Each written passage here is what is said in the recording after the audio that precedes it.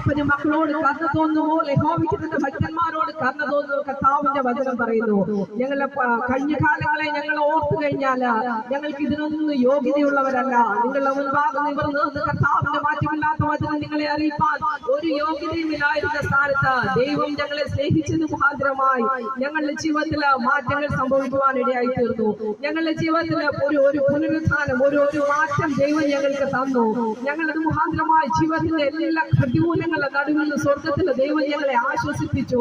ദൈവം ഞങ്ങളെ സ്നേഹിക്കുന്നത് മുഖാന്തരമായി ഞങ്ങളുടെ ജീവിതത്തിൽ വന്ന പുതിയൊരു മാറ്റം നിങ്ങളെ അറിയിക്കുവാനാണ്. ദൈവത്തിന്റെ സ്നേഹം ഞങ്ങൾ അനുഭവിക്കുന്നു.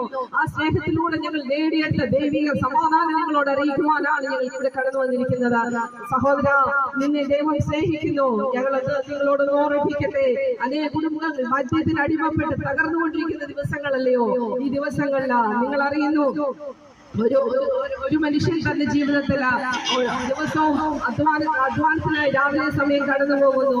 രാവിലെ മുതൽ അവൻ വൈകുന്നേരം 5 മണി വരെ 9 തൊട്ട് 5 വരെ അധ്വാനിച്ച് അവന് കിട്ടുന്ന ഒരു 800 രൂപ അല്ലെങ്കിൽ 1000 രൂപ.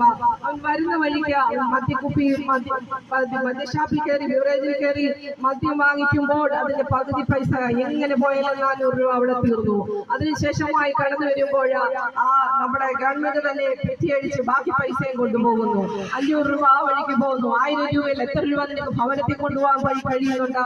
ആ കിട്ടുന്ന പൈസയിൽ നിനക്ക് എത്ര മിച്ചം